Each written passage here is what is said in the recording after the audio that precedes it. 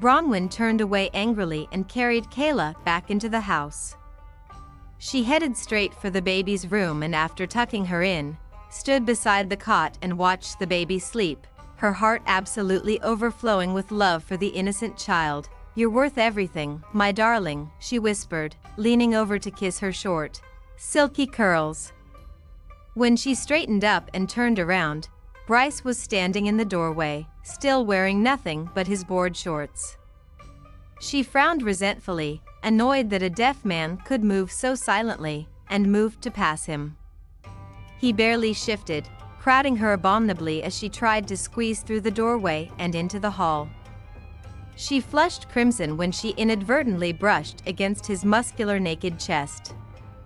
She frowned up at him, making sure he was looking at her before she spoke. "Get out of my way," she demanded, and he grinned lazily, "Glad to see you're getting your fire back, babe." "Don't call me that," she reprimanded, and he grinned, "You never complained before." She went an even brighter red as she recalled the very rare instances during which he had used the endearment in the past, always in the most intimate of circumstances and very rarely outside of bed. He had used it now just to rattle her, she could see it in his eyes. She pursed her lips and pushed her way past him. He grabbed her wrist, just as she thought she'd managed to escape. "Pierre and Alice are coming around for dinner," he informed her idly, ignoring the way she tugged furiously, trying to get loose. "Try not to embarrass me with any more lies or insincere shows of concern while they're here." She gasped at the sharp stab of pain at his casual cruelty. "Bryce, I'm really starting to hate you," she stated conversationally, and he raised his brows lazily. "Are you?" He smiled. "That's a shame. I did so enjoy being worshipped by you." "I never worshipped you, you arrogant bastard," she managed furiously. "I loved you. More than you could ever comprehend." His grip slackened and she tugged herself free.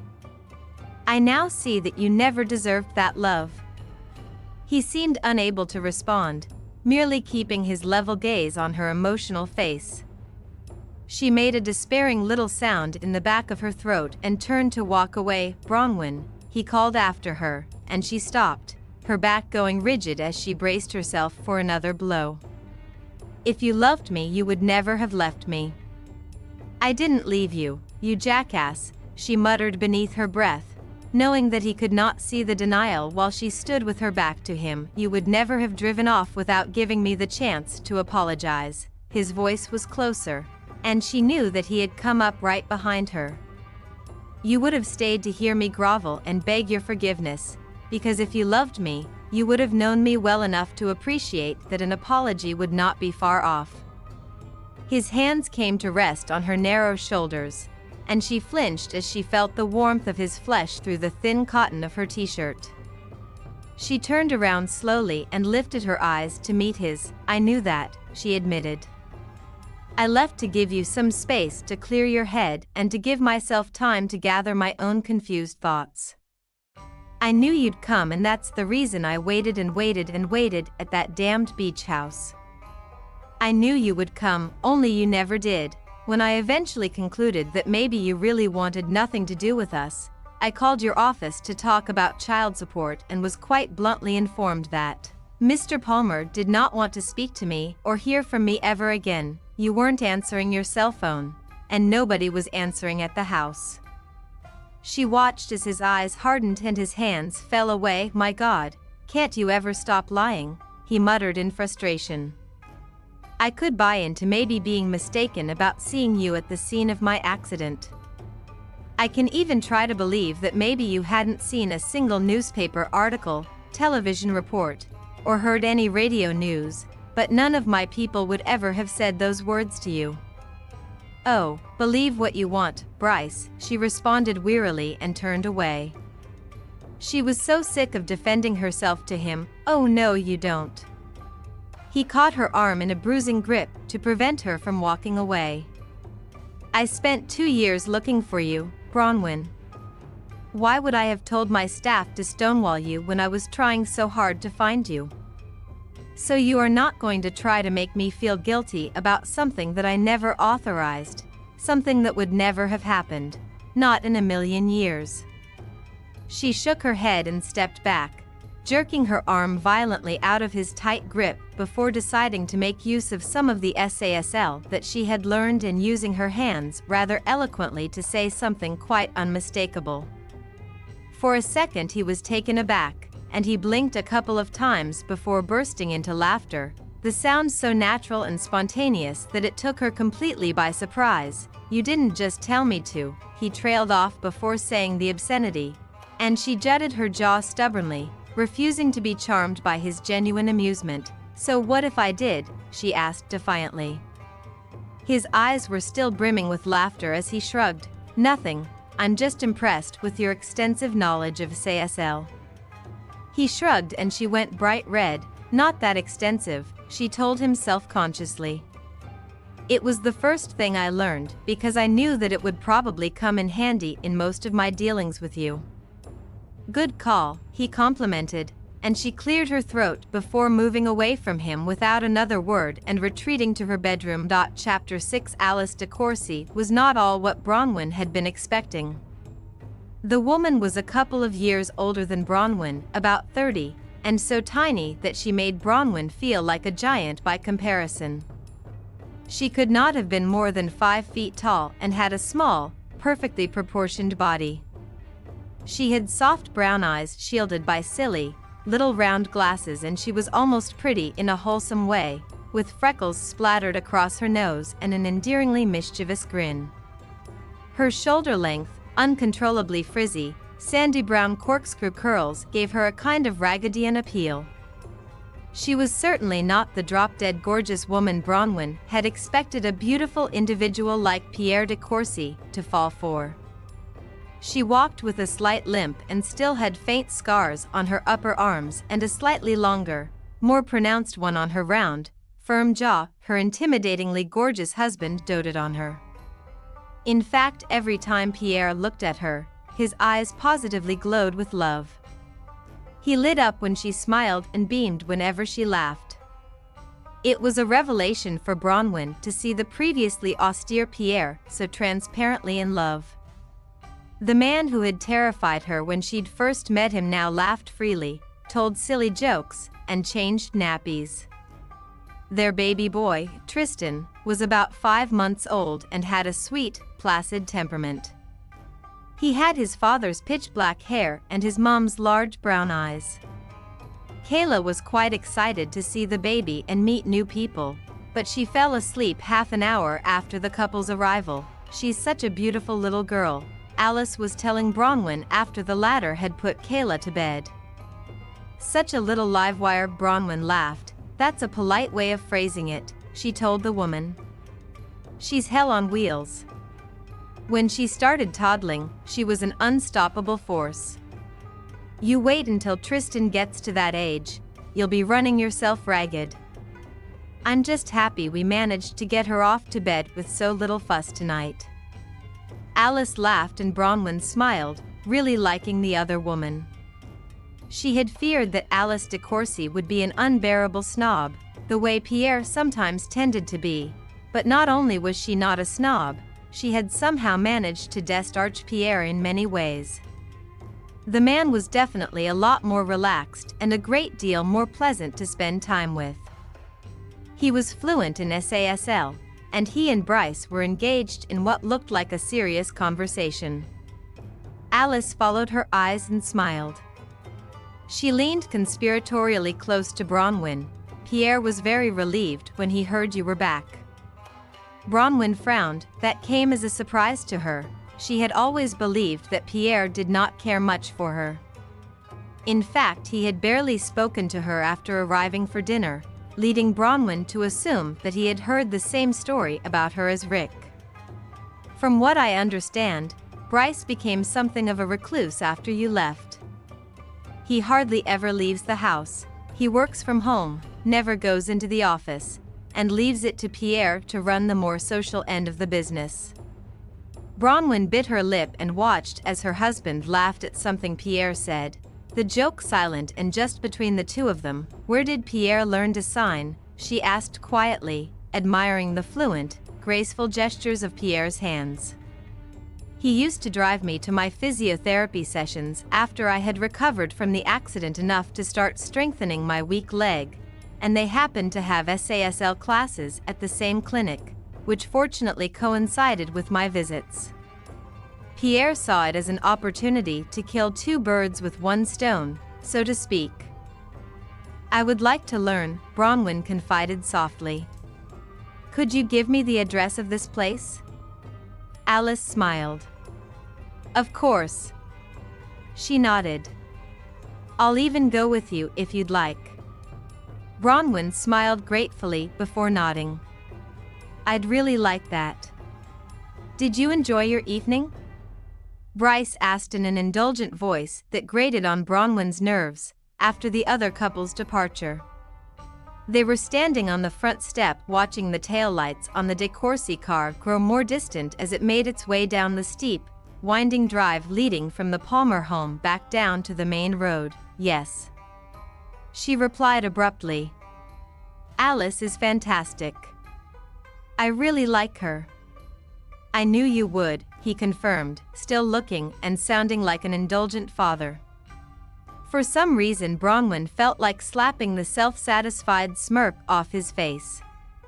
Did he have to look so damned smug? Yes, of course. She looked straight up at him, her eyes gleaming angrily.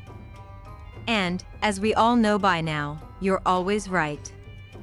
He couldn't hear the venom in her voice, but he could certainly see it in her eyes, and he took the tiniest step back. What the hell is wrong now? He growled furiously. Nothing, she hissed. I'm tired. I'm going to bed. Oh, come on, he fumed. You're not going to do this to me. You're not going to play this game. I'm not playing any games. I'm too tired for games. She turned away and headed back indoors. He followed her inside and caught her elbow to halt her progress. She tried to tug her arm away, but his grip, while gentle, was unrelenting. What's going on? He asked on a whisper. Did Alice or Pierre do or say something to offend you? No, she shook her head abruptly. No, of course not. So then it's me, he stated matter-of-factly. Is it ever anyone else? She muttered snidely beneath her breath, but he couldn't read her lips because she ducked her head as she said it. She tried to wriggle her arm and glared up at him when he wouldn't release her. For hurting me, she stated as clearly as she could, and he let her go abruptly. I'm sorry. His immediate release and apology took her by surprise, and she felt a little guilty when she saw a flare of genuine remorse in his eyes. I didn't mean to hurt you. You didn't, she admitted. But I'm tired and I have nothing more to say to you tonight. You think you can dismiss me and expect me to obey like a whipped dog, he sneered, taking hold of her elbow again and giving her a gentle shake to emphasize his point. No, I expect you to respect my wishes, she told him tiredly, all of the fight leaving her. Her arm hung limply in his grip. He sighed and took hold of her other elbow before running his hands caressingly up her arms. Tell me why you're angry with me, he coaxed, and his large hands moved up to cup her narrow face gently. His thumbs traced the outline of her trembling lips, and he leaned toward her, his lips almost touching hers. I want to be with you again tonight, he whispered hoarsely, and she flinched. No, she shook her head firmly. He frowned and stepped back, releasing her abruptly. Why not? He asked coldly. How can you even ask me that?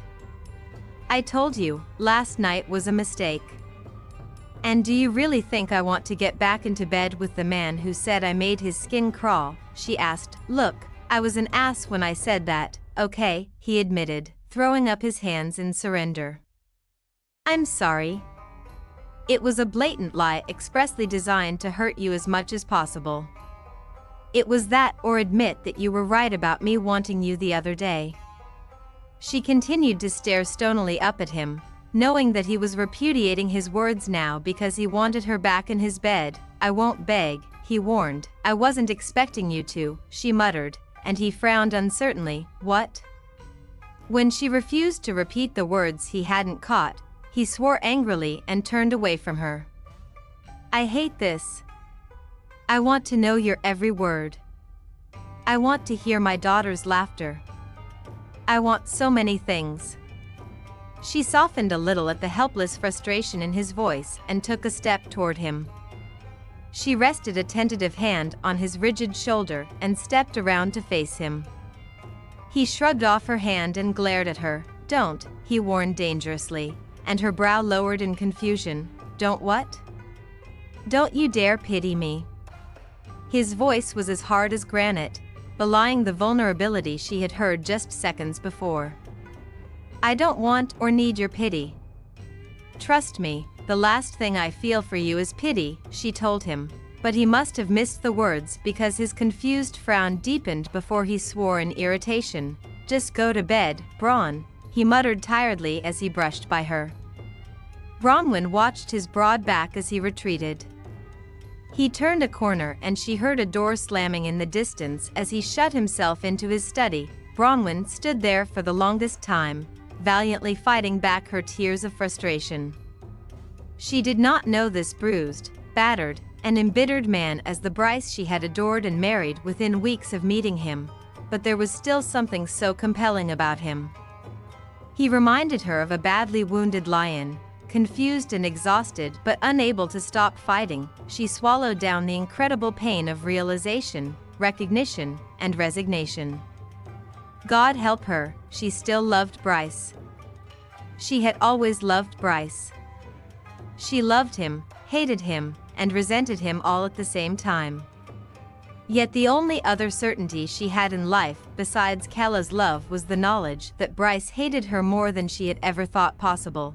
And she did not know how she was going to shield her vulnerable heart from the agony that he was so very capable of inflicting on her. Where are you going? Bryce did nothing to hide the deep suspicion in his eyes late the following morning as he took in Bronwyn's attire. They were in the living room, where Bryce had been glaring down at his laptop screen before she'd distracted him with her presence. She was wearing a pair of designer black slacks, one of the pieces that she had left behind, combined with a pretty silk turquoise top. Despite the fact that the clothes were still a little baggy on her, Bronwyn thought the combination looked charming. Especially with her dark hair falling in lustrous waves to her narrow shoulders and her lips tinted with shell-pink lipstick. She had even taken on a healthy, light golden sheen after spending some time out in the sun the day before. For the first time in a long while she was relatively happy with the way she looked. Out to lunch with Alice, she informed casually, taking a seat opposite his. Will you be okay with Kayla? She's in the kitchen with Celeste at the moment. They're baking a cake. Of course I'll be okay with Kayla, he dismissed before continuing. When was this lunch thing decided? He asked high-handedly, and she laughed at the autocratic question. Not that it's any of your business, but this was decided after dinner last night. He frowned, missing her sarcasm. I don't remember you making this arrangement, he said, clearly trying to recall the evening before while you and Pierre were having your little powwow. She shrugged lightly. What did you expect Alice and I to do? Sit around quietly and wait for our husbands to rejoin us? We talked, hit it off, and befriended each other. This is what friends do.